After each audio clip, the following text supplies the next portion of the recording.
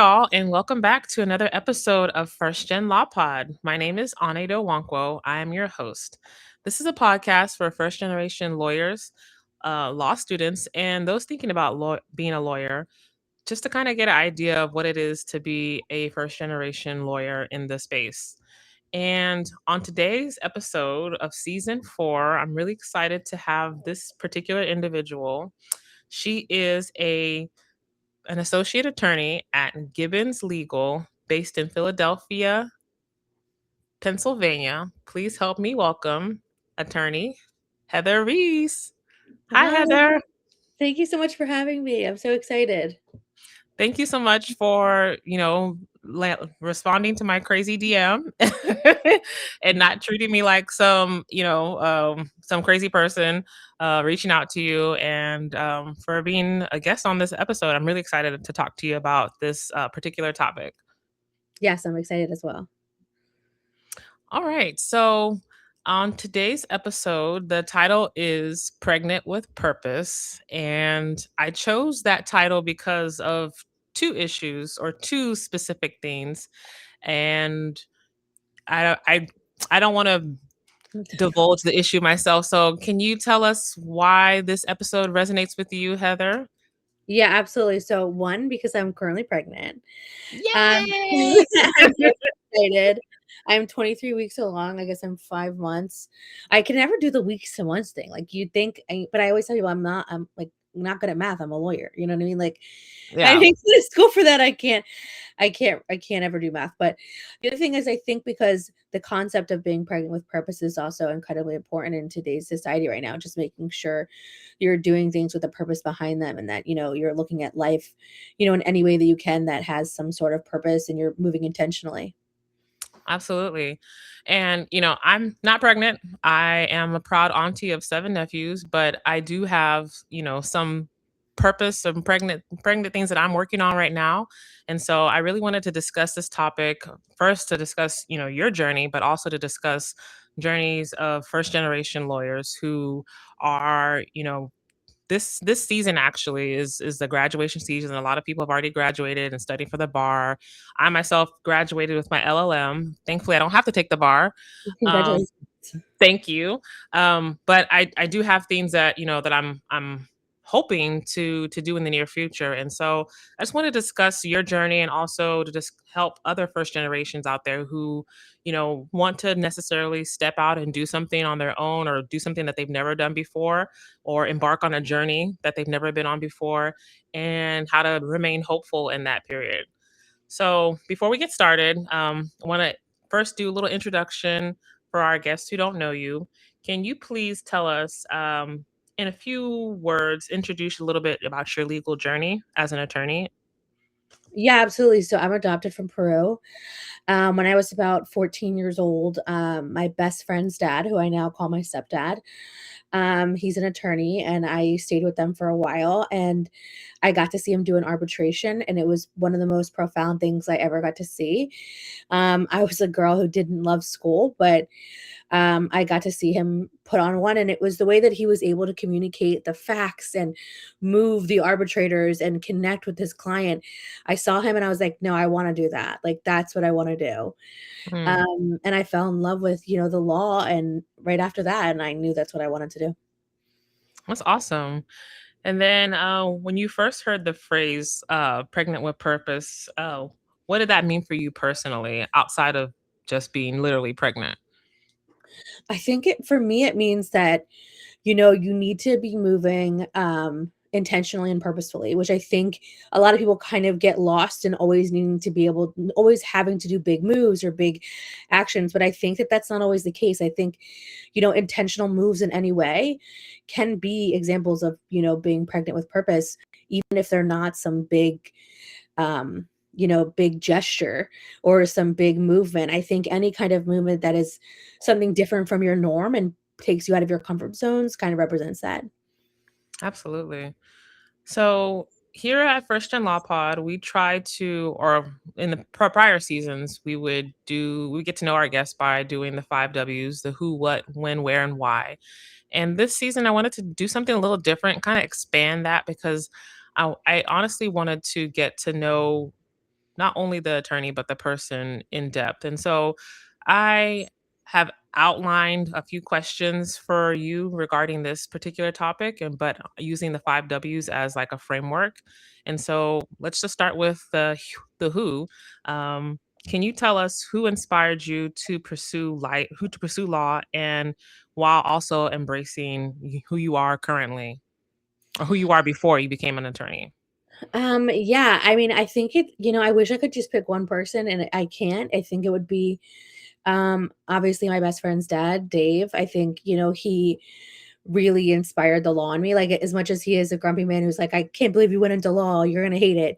Ah, Just seeing how an amazing of an attorney he is, I think he inspired me. And I think also ironically, I would say my mom, even though she has nothing to do with law, but she was in the like computer science field when women weren't very much in it in the 90s and early 2000s.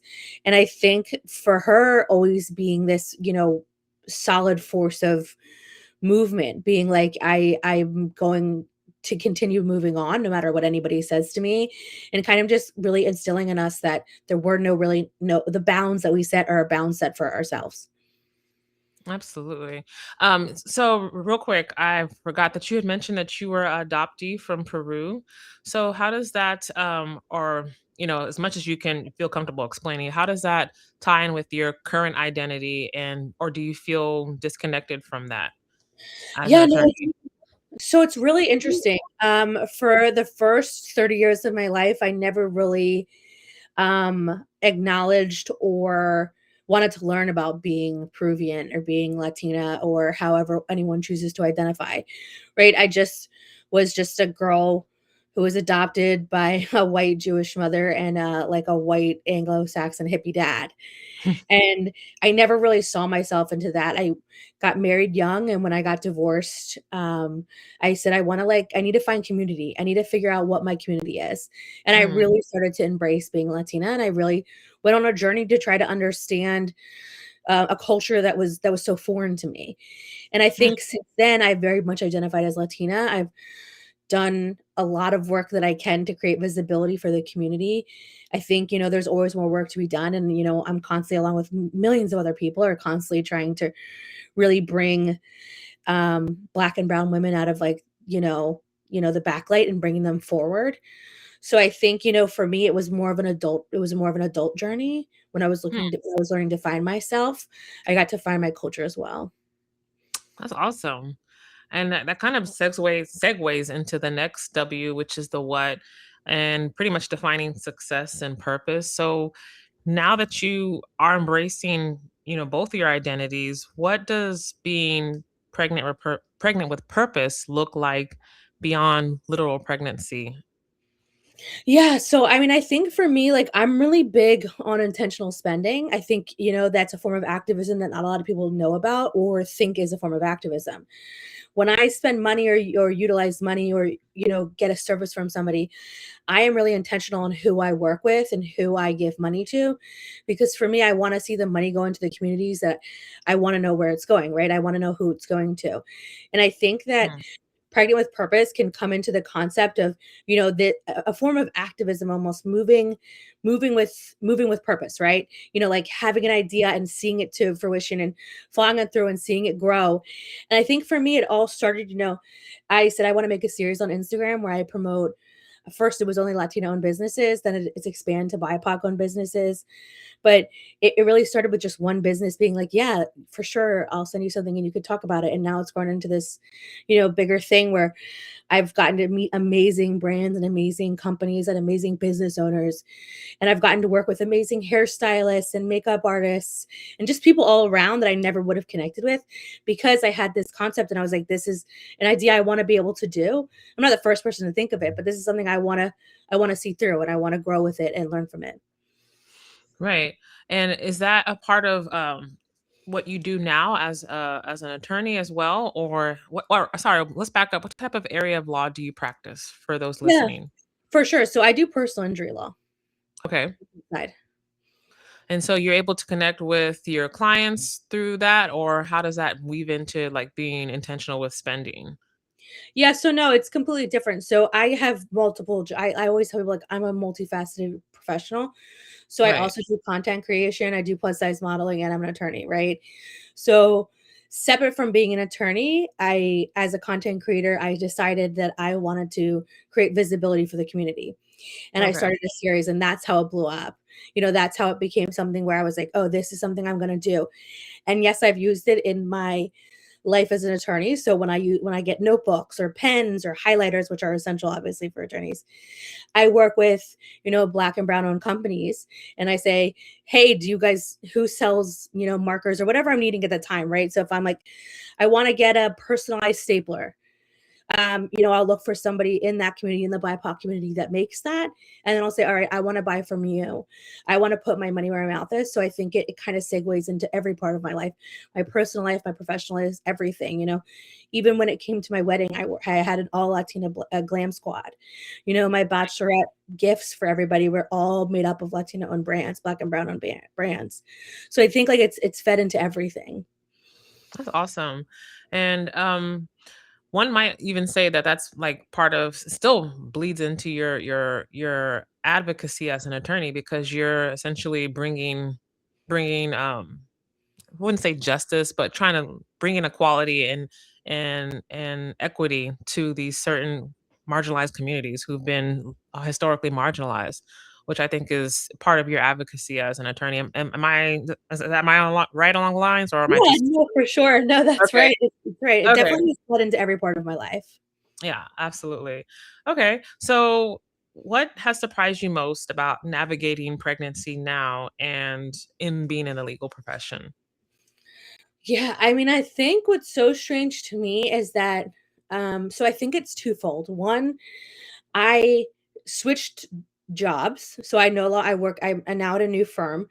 Okay. That I was with when I was pregnant with my first pregnancy, which ended in a loss. I was with a different firm, and I can remember my body just, being, like, always intense and scared and nervous all the time, and I think that, Mhm. like, it really depends the kind of law that you're gonna be in and the space and the kind of firm and just in general, like, necessarily, like, what the caseload is and all of these things. I think I used to look at women a lot of the times and be like, "You're letting her leave early, but you're giving me a hard time for leaving early for, like, a content event," right?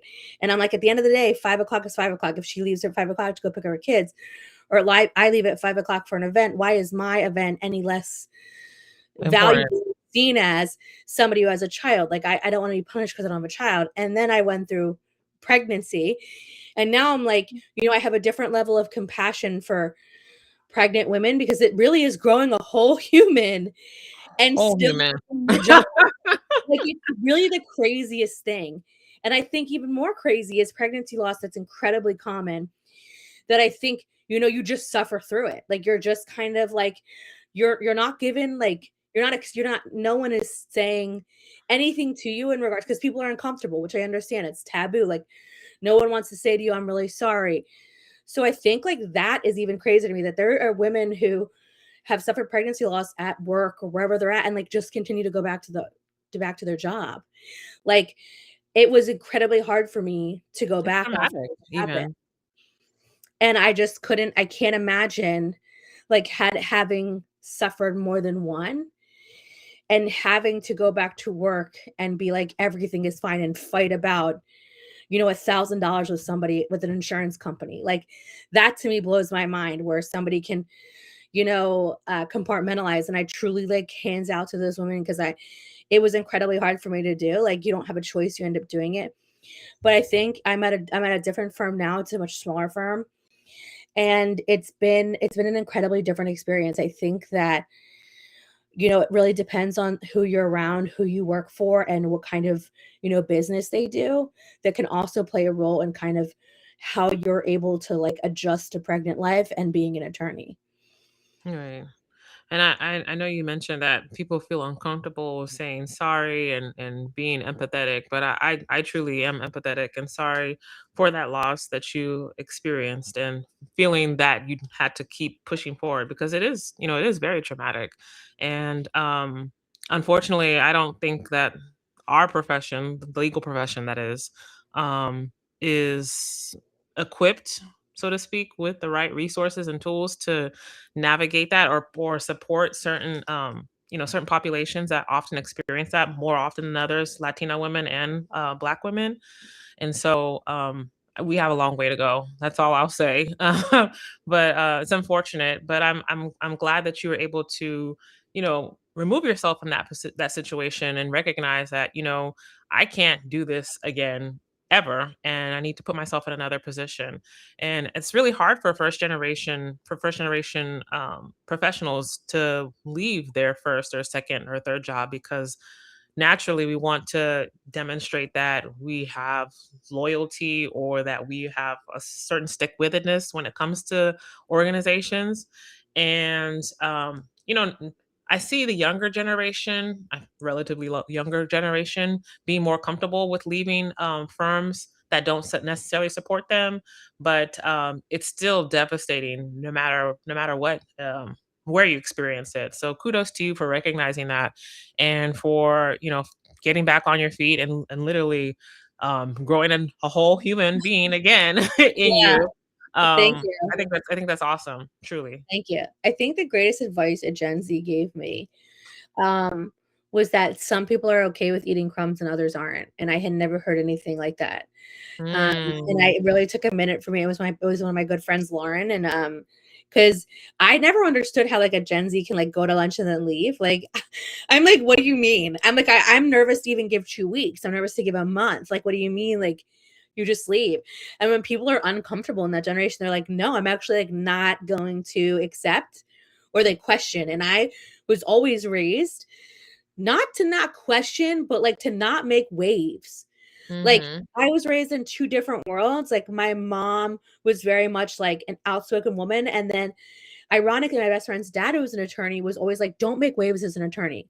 Like, just accept what you're given and don't get upset and don't take anything too personal, and, like, people are gonna make jokes, but, like, just be okay."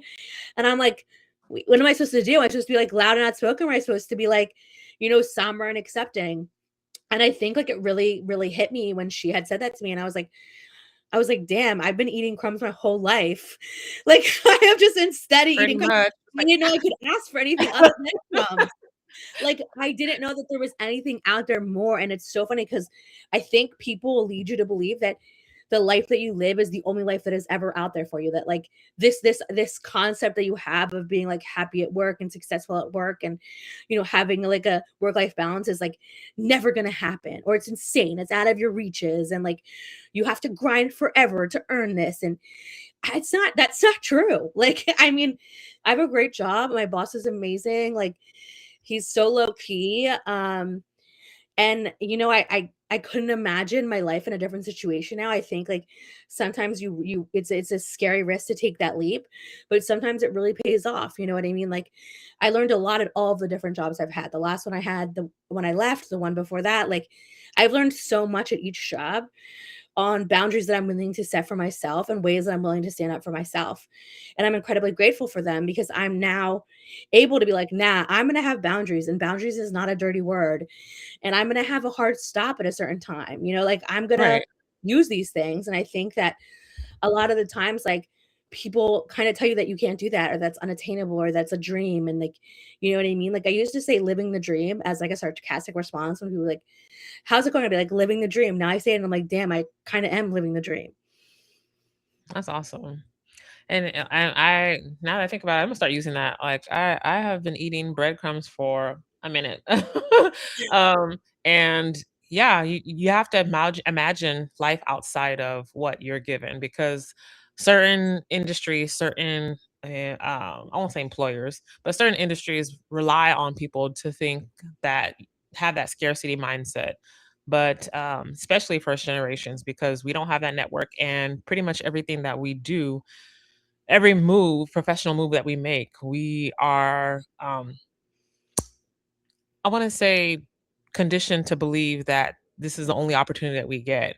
And so sometimes it takes a little bit more effort to seeing life outside of what, is our comfort zone. Getting into the next where, or the next W, which is the where. So we already highlighted that you're based out of Philadelphia. But as terms of, yeah, like your community and your influence, where do you feel most supported balancing your life as a Latina in Philadelphia in the United States? Is it just within your home, or are there certain communities that uplift you, or how does that where is your network or your net worth? Yeah, I would say my whole, like, social media community, I would say, like, I have amazing group of people that have followed me and come along the journey with me from, you know, my divorce to getting remarried, to going through a miscarriage, to getting, having, getting pregnant, to leaving my job, to, I think I've met amazing women along the way. Now I have been parts of a lot of amazing groups. So, I always have to thank them. Like my first modeling gig I got from Mal, who runs Crusades of Curves, which is an amazing community of women that she puts together on her runway shows, and they're all amazing, beautiful models that are like the nicest that you would never think of, because I feel like models are always portrayed in this different light. These girls that never had to talk to me, right? Like I am just a lawyer from Philadelphia, and they're like, no, no, we're going to help you learn how to walk. And I've met some amazing friends through that. I would also say there's the Will by Betty. She runs a conference for women in New Orleans every September. It's a life changing conference. I mean, Betty has changed my life in so many ways. She's introduced me to so many women. And I think, all of these different groups I've got to be a part of and people I've gotten to meet, they've really helped me kind of see that, like, there are so many people out there that want to see you win versus the people that you think want to see you lose. And like, I used to think like, oh, it matters about follower count, or oh, it matters about like likes. And then I'm like, no, like if I had 500 people looking like saying I like you about something that I'm wearing, that's crazy. Like 5 people saying that to me is crazy. But, like social media does this thing where it kind of makes you think everything is so small, and I'm like, "No, I have this amazing group of women, that got to celebrate all these amazing successes that I've had." So, I would say like social media is a really great thing that I've gotten a great community out of it. Okay. And then outside of social media, where do you feel, or where do you see your community expanding to? Are you just focused on Philadelphia, or is this something that you want to bring to like a bigger global or even nationwide um, community? Yeah, so I mean, I do a lot of stuff out of New York as well. Okay. Well, like, I'm a big fan of the East Coast, but I'm kind of a big fan of, like, whoever wants to connect, right? Like, I've met women from Arizona, California, Texas, like, I've Oh. gone I've gone to Texas. I went to Austin for the, House of Chingones event where I got to speak 2 years ago. Met amazing women there. And I think, like, for me, I don't think there's any balance to it. I think, like, wherever I meet somebody and they invite me, or, they tell me about an amazing conference, I'm gonna get on a flight and go. Like, I wanna be there to support any communities that are supporting the same kind of mindset and, intentional things that I'm doing. So, for me, it kinda has no bounds. I'm not really limiting myself to one area or one space. I wouldn't even say that, like, Philadelphia is my space. I would say, like, anywhere that has a strong community that wants to see women win and succeed, and there's like collaboration over competition, is kind of really where I want to be. Okay. And that totally gets that, because it ties into like being like purposeful and who you exchange your time and energy and your literal money with. Um, that also brings us to the next W, which is the when, in terms of timing and transitions and just like trusting the journey. Can you back up and talk about like when did you stop worrying about fitting into the traditional expectations? Because you said that you had a lot of, I wouldn't say like hiccups, but you had a lot of transitions from like your divorce and other positions that you had. And also opening up this content and modeling career. When did you I guess, or maybe it hasn't necessarily clicked, but when did you say, I'm not going to just follow this cookie cutter lawyer mold that is pretty much presented for us to follow once we get out of law school? Oh my gosh, I feel like I've always kind of been a girl that spoke my mind, and I think like probably one of my first few jobs where I like remember saying something to my boss. I found out that somebody was making more money than me. We were doing the same job. It was like a billion jobs ago. And I was just like, "Wait, what? Absolutely not." And I remember, like, everyone being like, "You can't say anything." And I was like, "Oh, I'm gonna say something. What do you mean?" I'm like, I'm "That's totally gonna say crazy." something. I'm like, "What makes you think I say this thing?" And I remember at one job, another job I was at, somebody said to me, like, do you think you're worth this amount of money?" And I said, "I think I'm worth every single penny. Do Same. you?" Right? Like, I just What? for Sorry. me, Got flashbacks. it's been so much, like, I think each job has taught me a new boundary that I was gonna set for myself, where I was like, "I am not gonna answer my phone after 7 PM. Okay, I'll answer my phone for my clients, and I'm not gonna answer my phone for my employer because my employer, I don't have a duty to answer them after 7, right? Like, I don't have a duty to answer them. But my clients, it's a personal injury is very much a customer service business. I'll answer Mhm, you, but I can have different boundaries for different people. I think mhm. also allowing people to speak to me in a specific way. I used to allow people to talk to me in a specific way, and through the jobs that I've had over time, I've very much been like, "Can you say that again? Like, I just must have heard you wrong because I think what you said was this, and there's no way you would have said that to me. So I just want to confirm, is that what you meant? Like, did you mean to say it like that?" And people will be like, "What?" And I'm like, "No, no, no. I heard what you said, but I wanted to know Mhm, if you heard how you said mhm. it."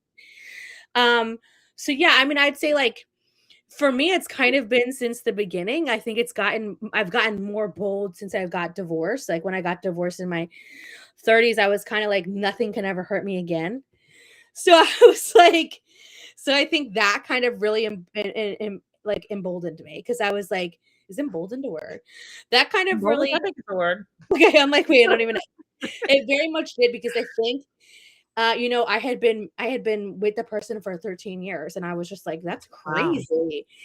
And I was like, well, if this person can up and leave, then like there is no like I nothing can hurt quite like this, right? So I think after that, I was like, no, I'm going to shoot every shot. I'm going to take every risk. I'm going to do whatever. And we're going to see what happens. I'm going to let somebody else tell me no. I'm going to stop telling myself no. I'm going to let somebody else tell me no. And that very much became a mindset of mine. And then I think like I went to different jobs and people taught me different things. Like people taught me, how much I was willing to accept from someone.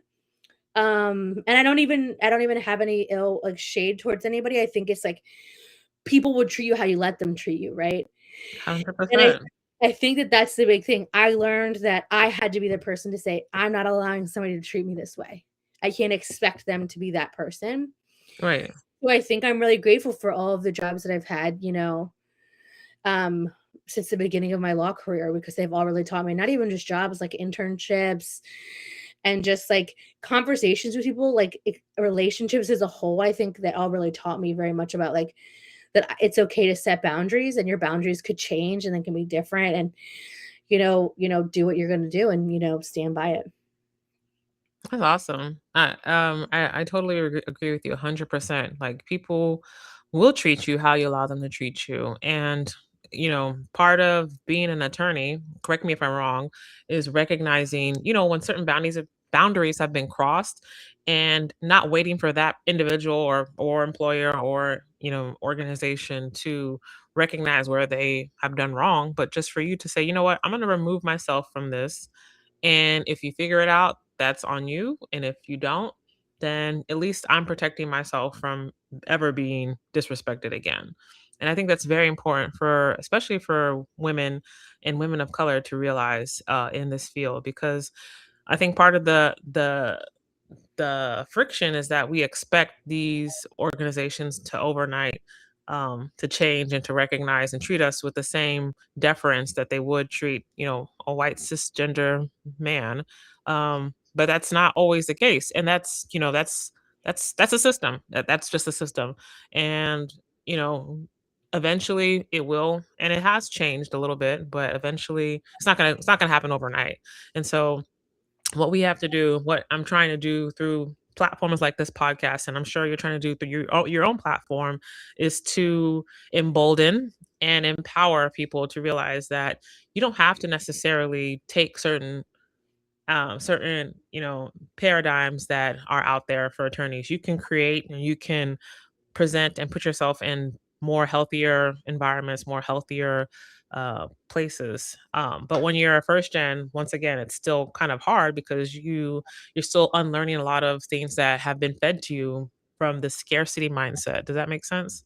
Yeah, and I also think it's a big privilege. So I will say that, like, I knew in all of the ways that I was acting that I would be okay if I lost a job.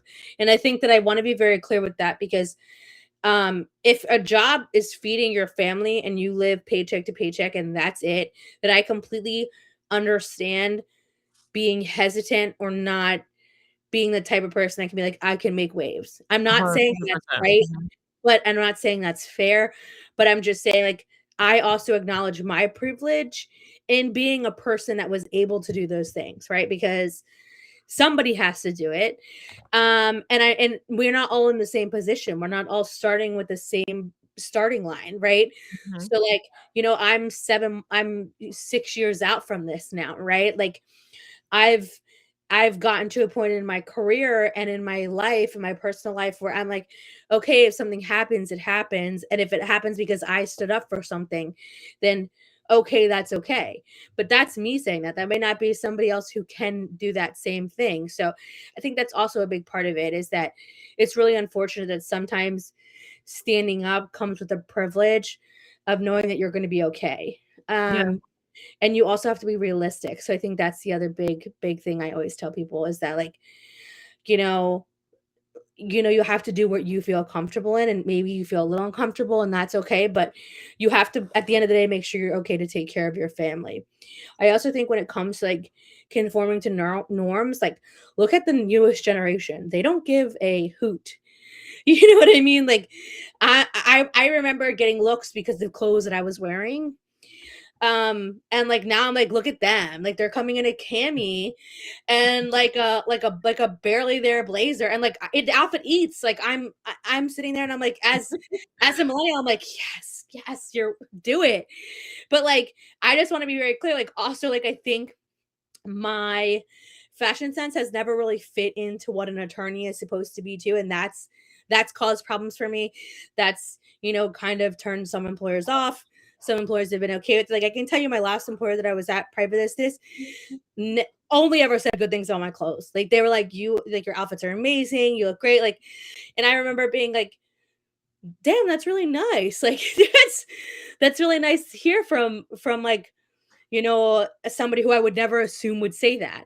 But, Mhm. like because I dressed edgier, like, I dress how I think is fashionable and, what I think is appropriate. Because I think, like, appropriateness and how a lawyer is supposed to dress is also really stemmed in, like, a conservative value mindset, which is also, like, innately disproportionate because being able to cover yourself fully and pay for expensive clothes has been bedded in, like, a privilege that not everyone has, like, a socioeconomic privilege too.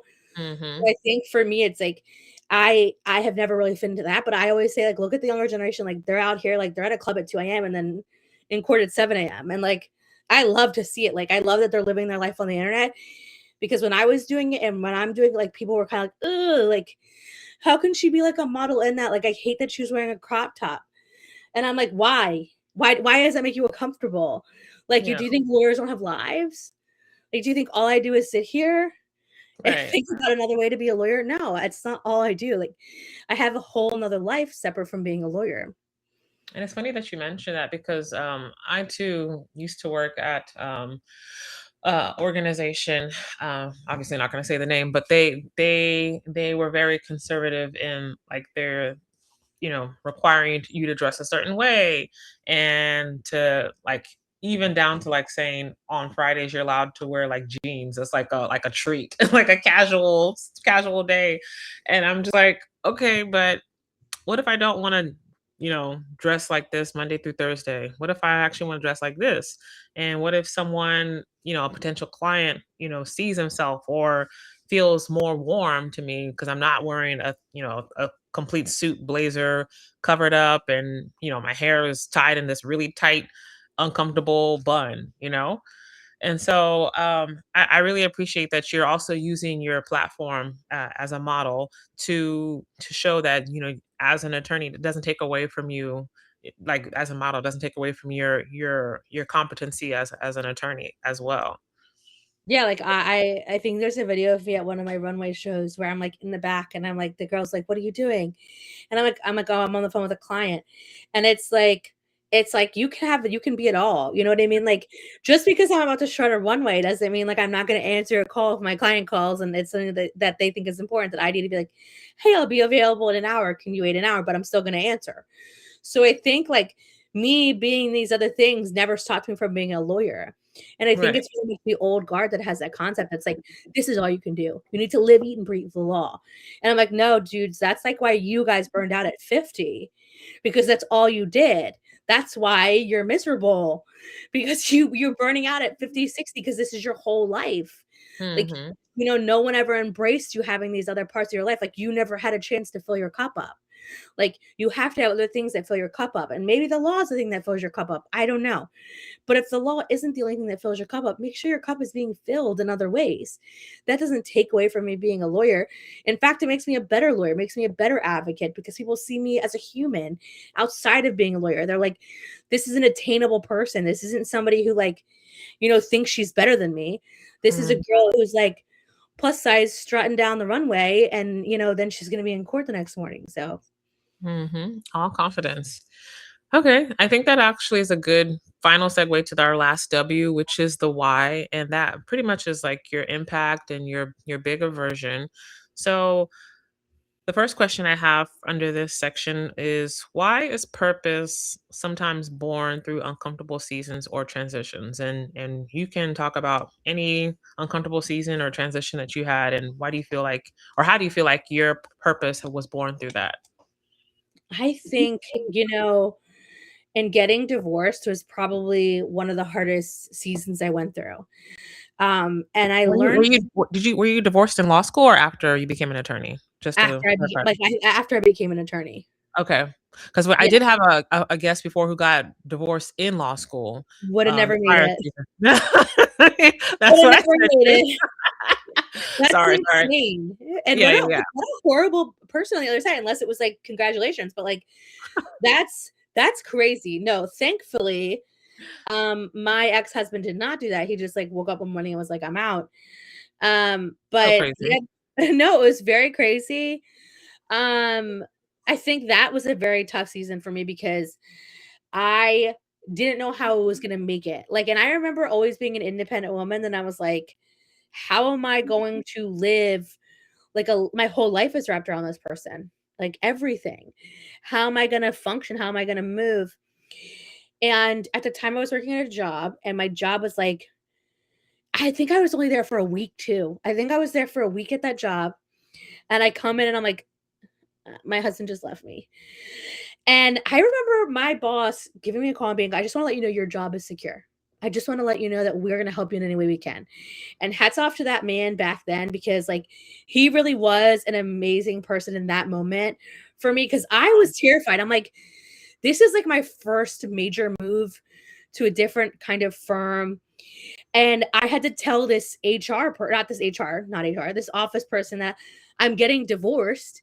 They, like, literally let me come in, like, maybe once or twice a week for the first, like, 3 months of my job.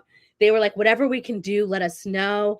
I mean, and I think when everything fell through with that, it showed me that, like, all right, I'm not gonna let this person take being a lawyer from me. Hmm. I'm going to be a better lawyer. I'm going to be a stronger lawyer. And I'm going to show that, like, this can't break me. If law school didn't break me, this divorce doesn't break me, then nothing is going to break me. So I would say, like, that really shifted me into being the type of person that moving forward, I said, because I used to always say in my last marriage that maybe it's meant for me, but not in this lifetime. Um, I stopped saying that when I got a divorce. I said, everything is meant for me in this lifetime, and I'm gonna make it happen. And I would say that that was A turning point. yeah, the turning point. Okay. And then, after your miscarriage, how do you feel like that has helped you with your transition and finding your purpose? I think that showed me that I need a different type of life. I think that that really shifted me into a different type of life. I was at a more high-paced firm at the time. Um, It was just a very different situation. I shifted into a firm where it was much smaller, and I think, like, I could never I get to shine here. Somebody gets to see how good I am here.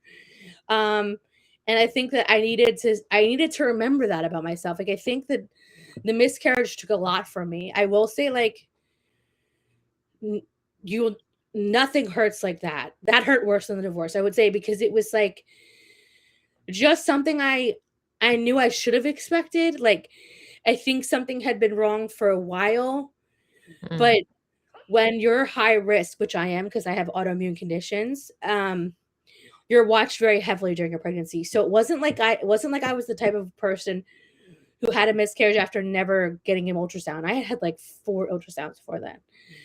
And I think that that's what made it really hard for me, because some people I think really are like, "Well, you were so early." And I'm like, "I'm so early, but I saw it a million times." You know what mm, I mean? So I think that was really hard for me, but I think it really did shift me into saying, like, "All right, I need a different life. Not necessarily easier, not necessarily better, just different. I need a different life to live." And um it was a transition into a different, like I said, a different type of firm. mm. And, I'm now much further in this pregnancy, incredibly blessed. And I think it has to do with a lot of different things, but I think a big thing of it is that my mindset shifted. A part of my mind was like, I want to be a good attorney, but I want to be a good human mom, partner, a good associate. Like, not that I had lost track of that, but I think when you're with people for so long, or a firm or an organization, things get comfortable and things get like you're just kind of you're like plateauing, right? Mm. I think I got to get to a point where I'm like, I see spikes in my career again. And that was a beautiful thing that came out of it. That's awesome. And I really am glad that you were able to answer that and paint a picture for I'm sure a lot of people who are going through their own particular loss, whether it's a loss of a job or a loss of a relationship or a loss of a loved one or even another pregnancy loss, and still having that hope and having that greater purpose in mind. And so, with that, I have one more question regarding the issue, or not the issue, the topic of being pregnant with purpose. But um, where do you think people, anyone particularly experiencing a loss, can find the support for their journey outside of the legal field? Or maybe is it in the legal field? I think it really depends on the type of loss you suffer, right? Because I think, like, when I went through a miscarriage at work, I got to talk with other women who went through miscarriages as attorneys. Hmm. And I think that that was very grounding for me. It was very healthy for me. It bonded me in ways I never thought I could be bonded with, people I never thought I would be bonded to at the time. And I think, like, look for shared people that have kind of suffered the same loss as you. I went on, like, miscarriage talk, like, I think just like there's divorce talk and millennial talk, and there's all of these different, I mean, again, I'm always follow back to social media because you can meet other attorneys through there. Threads is a really great platform too as well, where, like, the best thing about social media is it can make you feel a lot less alone, and it Mm. doesn't have the same weight as telling it to somebody that you're best friends with, because maybe you don't feel comfortable with that. Maybe you're too embarrassed. Maybe they haven't been through it. Maybe you don't want to burden them or think that you're burdening them. And that's the great thing about talking to somebody from, like, the Netherlands or Australia or Texas, where or Florida, somewhere that's nowhere near where I'm currently at, but they're also dealing with the same thing, right? And I think it can really bond you and help you. You two can help each other. And I think that that's the big thing for me, is I always wanted to be a type of woman that could help other women. I always wanted to leave spaces better than I found them. And I think that a lot of women feel that same way. You just have to find those women. That's great. Oh, well, thank you, Heather, so much for being generous and open and candid about your experience as not only a Latina, but a first generation professional. And tying back to our discussion with being pregnant with purpose, I see a lot of purpose in your future. I see a lot of like wonderful things happening, and I'm so great that I had this opportunity to discuss with you and little baby Reese. I don't know if you have a name yet. You can keep that to yourself until you're ready. But just wish you all the best. But before I let you go, I always ask all my guests this final question. So the motto at First Gen Law is, "You may be the first, but you won't be the last."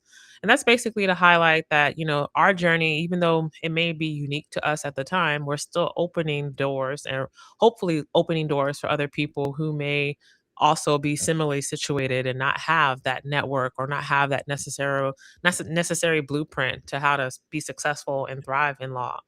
And so I always like to ask my guests if they had an opportunity to look back and tell their younger self, or to tell someone else right now who's, kind of on the fence about pursuing the law path as a first gen, what would you tell them, or how would you complete that sentence? You may be the first, but blank. I mean, you should not be the last.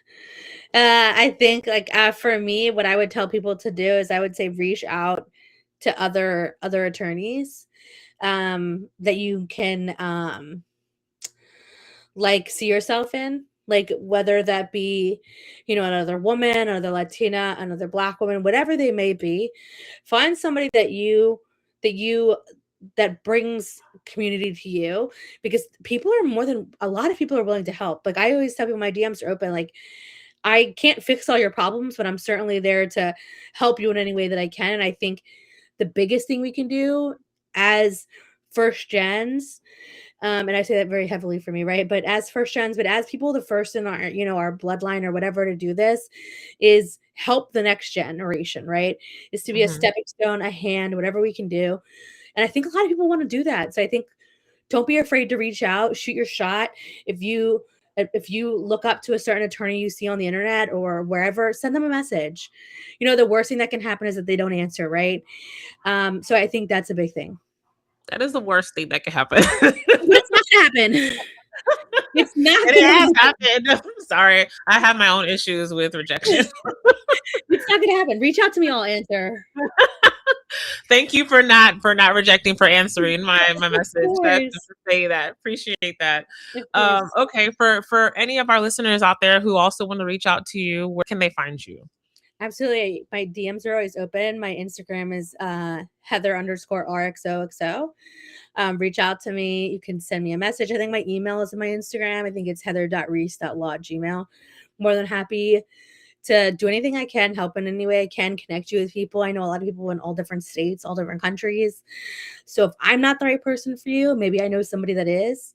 So yeah, don't hesitate to reach out. Awesome. All right, first gen, thank you all right, Heather, thank you once again for your time and for your generosity. And we'll talk to you later, first gen Law Pod. Bye.